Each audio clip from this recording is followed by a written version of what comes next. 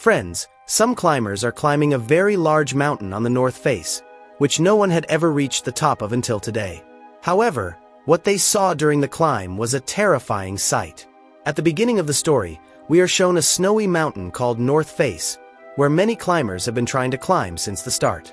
But now, the next day, the news came that those 2 climbers had gone to the mountain. Their bodies were being continuously searched with the help of a plane, but their bodies were not found. Despite this, many climbers had tried to climb this mountain, but due to some unknown and frightening things, it was said to be cursed. The mountain was now even called Devil Mountain. The government had even imposed a ban on climbing the mountain, but humans find something exciting in challenges, so many climbers still keep trying to climb the mountain. However, until now, no one has been successful. Now, we are shown a news reporting house in Berlin, where a woman named Clear works as a reporter. The reporting company wanted to increase their TRP, so they wanted her to somehow hire 2 professor climbers and ask them to climb the North Face mountain. If these climbers succeeded, the news channel's TRP would rise significantly. Among these things, Clear also mentions that she knows 2 people who are very good climbers. Their names are Ben and Tony.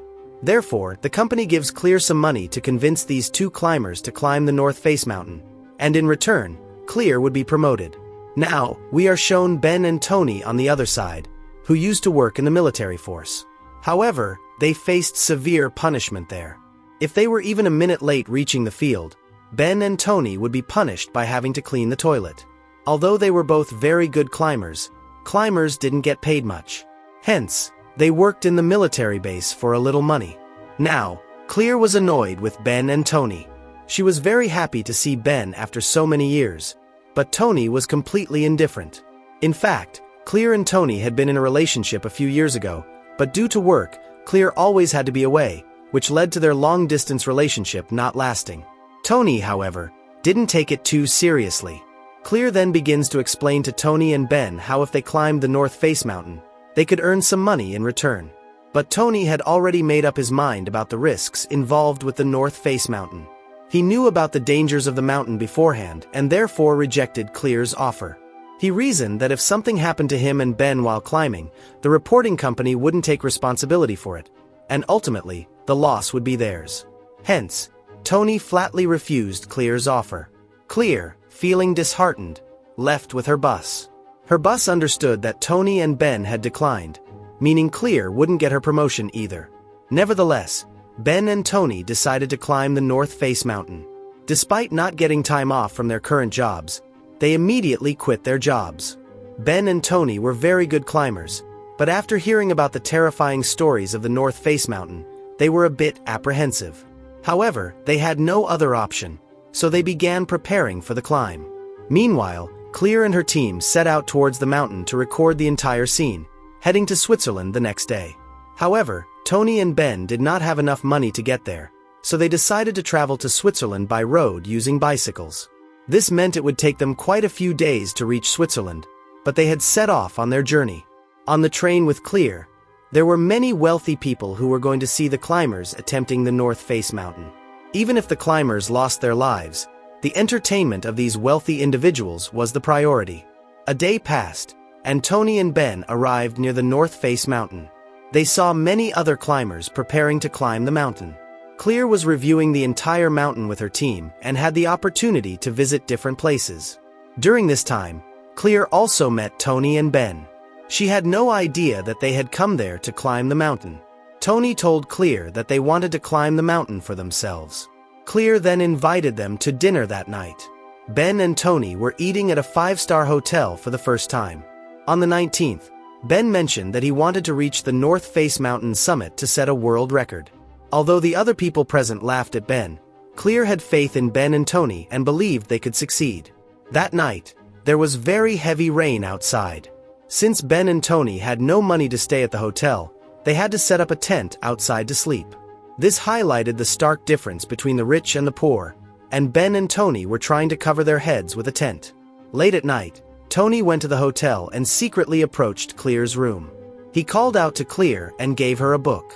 The book contained all the incidents of Tony's life. In fact, Tony still loved Clear, but he had a premonition that something bad would happen to them before the mountain climb. So, he gave the book to Clear to keep it safe.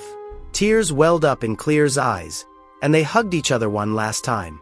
After that, Tony and Ben started preparing for their climb. For mountain climbing, the weather was quite clear, so Tony and Ben began their ascent before the other climbers. They aimed to reach as high as possible before daylight. Tony and Ben continued to climb up while managing their climbing gear. In the morning, Smith and John, who had been hired by Clear's team for their channel, also started climbing the mountain upon seeing Tony and Ben. They began to trail Tony and Ben. As everyone climbed higher up the mountain, the cold became increasingly severe. Tony and Ben realized that John and Smith were following them. They advised John and Smith to leave, as even a single falling rock from above could cause them significant harm. However, John and Smith were not willing to give up so easily. Down below, all the reporters were aware that the climbers had started their ascent, so they began recording the climb. Everyone was watching the climbers on the mountain with great interest, but they had no idea how terrifying the situation would become. Tony and Ben were skilled climbers, so they were climbing the mountain with relative ease, but John and Smith were facing significant difficulties. Despite the challenges, John and Smith managed to keep climbing. As night fell, everyone found a spot to rest on the mountain's edge. The altitude made it extremely cold, and they had to endure the harsh conditions. The next morning, they resumed their climb. Meanwhile, down below, the wealthy spectators were bustling with excitement and had started placing bets on the climbers. Tony and Ben had been climbing for 11 hours by then. But they continued to climb higher, although their problems were gradually increasing due to the ongoing snowstorm. At a higher altitude, Tony and Ben noticed something buried under the snow. It turned out to be the bodies of climbers who had perished earlier during their ascent. Tony and Ben managed to retrieve the bodies and decided to pack them up to send them down to their families. As the remaining climbers advanced, John's best rope broke suddenly, causing him immense pain. In this state, he couldn't continue climbing. Tony and Ben were taking care of him and told him he needed to go down. However, John firmly refused to descend. So the remaining 3 climbers tied John with a rope and continued to carry him up. With the blizzard worsening, they struggled to carry John's heavy weight while climbing. Despite their efforts, they managed to reach a tourist spot, getting quite close to the mountain's summit. However, the blizzard was so intense that their bodies had turned completely red from the cold. The 3 climbers were managing their tasks meticulously, but the wealthy spectators below were indifferent to their plight. They only cared about the climbing challenge and showed no concern if the climbers perished. Meanwhile, Clear was deeply worried about Tony, so she reached the tourist spot on the mountain and began calling out to him.